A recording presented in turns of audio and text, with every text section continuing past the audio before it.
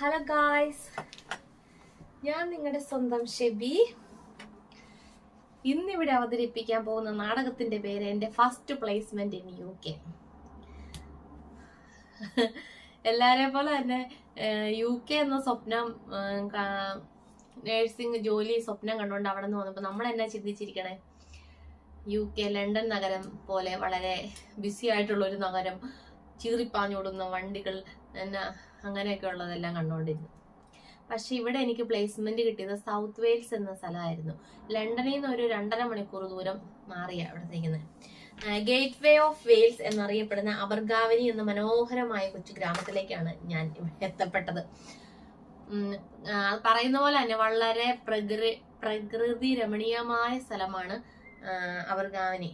അത് 1200 അടിയോളം സമുദ്രനിരപ്പിൽ നിന്ന് ഉയർന്നു നിൽക്കുന്നത്. അതുകൊണ്ട് തന്നെ ഇവിടെ എപ്പോഴും തണുപ്പാണ്. മഞ്ഞ് വീഴുന്ന സമയത്ത് വലിയ ഹിൽസിന്റെ ഇടയ്ക്ക് മുകളിലൊക്കെ നല്ലതായിട്ട് മഞ്ഞ് വീഴുന്ന നമുക്ക് കാണാം. 3 പർവ്വതങ്ങളുടെ ഇടയിൽ ഉള്ള ഒരു താഴ്വരയാണ് അബർഗാവനി എന്ന ഗ്രാമം.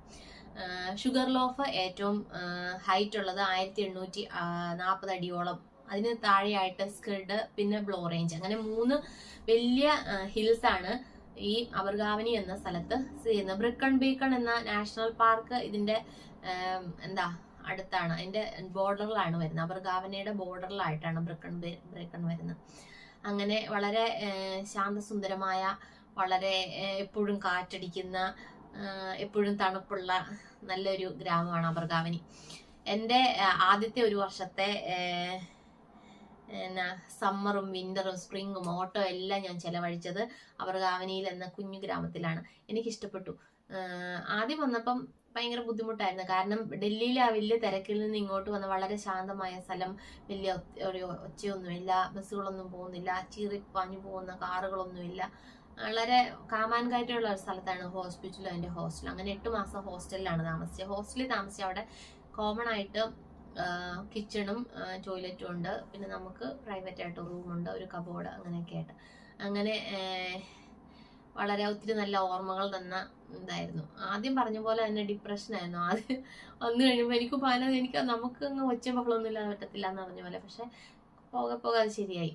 അടുത്ത ഡിപ്രഷൻ വന്ന് ഹോസ്പിറ്റലിൽ ചെന്നപ്പോഴാണ് എല്ലാ എബോവ് 80 പേഷ്യൻസ്, ചുക്കിച്ചുളിഞ്ഞ സ്കിന്നും വളരെ നേർമയുള്ള മനസ്സും, പറഞ്ഞതെല്ലാം മറന്നു പോകുന്ന ഡെമൻഷ്യൊക്കെ ഉള്ള കുറെ പേഷ്യൻസിന്റെ ഇടയ്ക്ക്. അപ്പൊ എനിക്ക് നമ്മളെ അക്യൂട്ട് ആയിട്ടുള്ള ഹോസ്പിറ്റലിൽ നിന്ന് വന്നു കഴിഞ്ഞപ്പോൾ നമുക്കത് ഭയങ്കര ഒരു ബുദ്ധിമുട്ടായിട്ട് തോന്നി. കുത്തിയ വെയിനൊന്നും കിട്ടാറില്ല, കാര്യം വെയിൻ ക്യാനലറിന്റെ ആവശ്യമൊന്നും വരികയില്ല, എന്നാലും ഒരു ഹാപ്പിനെസ് ഇല്ല. പിന്നെ അവരെ നിഷ്കളങ്കമായ മുഖവും, അങ്ങനെ ഞങ്ങൾ തന്നെ അതിനെ അങ്ങ് സ്നേഹിച്ചു തുടങ്ങി, മനസ്സറിഞ്ഞുകൊണ്ട് തന്നെ. പിന്നെ വേറെ പോകാൻ പറ്റിയല്ലോ, വന്നില്ലേ, അങ്ങനെ സ്നേഹിച്ചു. അങ്ങനെ അബർഗാവനിയെയും ഹോസ്പിറ്റലും പേഷ്യന്റും എല്ലാം ഞങ്ങളുടെ ജീവിതത്തിന്റെ ഭാഗമായി. നമ്മുടെ മഞ്ഞൊക്കെ വീഴുന്ന സമയത്ത് ആ ഹിൽസിന്റെ ടോപ്പിനകത്ത് നല്ല മഞ്ഞ് വീഴും. ഞങ്ങൾ മഞ്ഞൊക്കെ കാണാനായിട്ട് അവിടെ സ്ഥലം ഞാൻ പറഞ്ഞു, അവിടെ പോയിട്ടുണ്ട്. അങ്ങനെ ഒത്തിരി ഓർമ്മകൾ സമ്മാനിച്ച സ്ഥലമായിരുന്നു അബർഗാവനി. അവിടെ ഒരു ഗവനി നദിയുണ്ട്, നല്ല ക്രിസ്റ്റൽ ക്ലിയർ വെള്ളമാണ് പോകുന്നത്. നമ്മുടെ നാട്ടിലൊക്കെ തോടിന്റെ അത്ര വലിപ്പമേ ഉള്ളൂ കേട്ടോ, പക്ഷെ നച്ചിലുണ്ട്. പിന്നെ ചില സമയത്ത് കാലകവിഞ്ഞൊഴുകും. ഭയങ്കര തണുത്ത വെള്ളം, ഭയങ്കര തണുപ്പെന്ന് വെച്ചാൽ ഐസിനേക്കാൾ വലിയ തണുത്ത വെള്ളം. അങ്ങനെ ഉസ്ക് നദിയുടെ കൈവഴിയാണെന്നോ, അത് അങ്ങോട്ട് ചെല്ലുമ്പോഴാണ് ഉസ്ക് നദിയായിട്ട് മാറുന്നു, അങ്ങനെയൊക്കെ കണ്ടുണ്ട്. അങ്ങനെയൊക്കെ ഉള്ളത്. അങ്ങനെ ഹാപ്പി ആയിട്ട് അബർഗാവനി 8 മാസം താമസിച്ചു. അതിനുശേഷം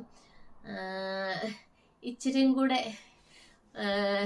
ഹൈറ്റിലോട് ഞങ്ങൾ മാറി, പിള്ളേരെ സ്കൂളും എല്ലാം നോക്കിയിട്ട് ബ്രഹ്മാവർ എന്ന സ്ഥലത്തേക്ക്. ബ്രഹ്മാവർ നല്ല അതിമനോഹരമായ സ്ഥലമാണ് കേട്ടോ, പക്ഷെ അത് 1340 അടി മുകളിലായിരുന്നു. അതുകൊണ്ട് എപ്പോഴും തണുപ്പും മഞ്ഞും. നവംബറൊക്കെ തഴുവ ഭയങ്കര തണുപ്പും മഞ്ഞും.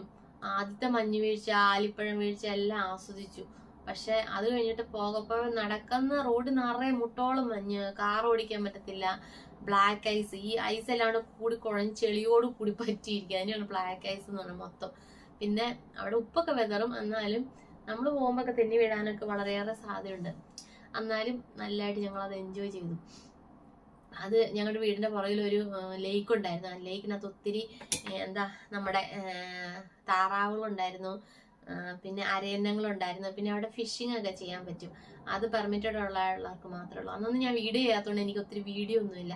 അന്ന് ഞാൻ ആദ്യമായിട്ട് ഞാങ്ങണ കാണുന്നത് അന്ന് ആദ്യമായിട്ടാണ്. നമ്മുടെ മോശയുടെ സിസ്റ്റർ മിറിയം എന്നാ ഞാങ്ങണ കൊണ്ട് ഒരു പെട്ടി ഉണ്ടാക്കി മോശ അതിൽ കൂടെ ഒഴുക്കിന്ന് കേട്ടിട്ടില്ലേ? അപ്പൊ ആദ്യമായിട്ട് ഞാൻ ഞാങ്ങണ കണ്ടത് അതിനകത്താ. നല്ലതായിട്ട് പച്ചപ്പ് വെക്കുമ്പോൾ നമ്മുടെ ഈ ചോളം പോലെയൊക്കെ നിൽക്കുന്ന പോലെ നിൽക്കും. അത് കഴിഞ്ഞിട്ട് പിന്നെ ഉണങ്ങി കഴിയുമ്പോൾ കിലുകിലുകിലുന്നല്ലേ ഒച്ചയാ, ഭയങ്കരമായിട്ട് കാറ്റടിക്കുമ്പോൾ. അങ്ങനെ അവിടെ ഒരു കുതിര ലായം ഉണ്ടായിരുന്നു. ഒത്തിരി കുതിരകളുണ്ടായിരുന്നു. കുതിരക്ക് ഫീഡൊന്നും കൊടുക്കാൻ പറ്റത്തില്ല. അത് അവര് തന്നെ കൊടുക്കുന്ന കുറെ പച്ചക്കറിയോ അതാണ്ട്, പച്ചക്കറിയല്ല, പെല്ലറ്റ്സോ, അങ്ങനെ കുറെ പുല്ല് തിന്നാനായിട്ട് കുറെ കുതിരകൾ വരും. കാട്ടുകുതിരകളൊക്കെ ഉണ്ടായിരുന്നു. അങ്ങനെ അതിമനോഹരമായ സ്ഥലമായിരുന്നു ബ്രഹ്മാവർ. അത് അവിടെ ബ്രഹ്മാവറിന്റെ ബ്രഹ്മാവറിൽ നിന്ന് ഇങ്ങോട്ട് പോരുന്ന വഴിക്ക് താഴ്വരയിലൂടെ കാണുമ്പോൾ ഏറ്റവും നല്ലതായിട്ട് ഭംഗിയായിട്ട് നമുക്ക് തോന്നുന്ന അവിടുത്തെ ഓട്ടമാണ് കേട്ടോ.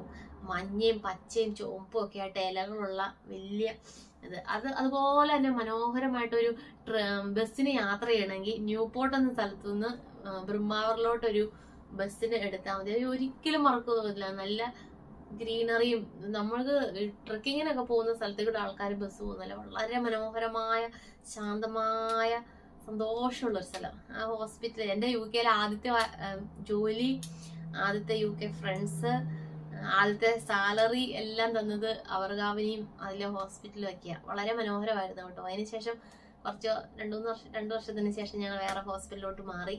ഹിൽസിൽ നിന്ന് നേരെ കടൽ തീരത്തേക്ക്.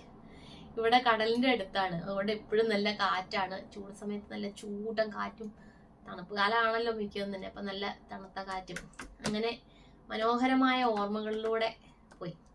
ഇനി ഇപ്പൊ താമസിക്കുന്ന ഇതിനെ കുറിച്ച് അടുത്ത പ്രാവശ്യം പറയാം കേട്ടോ.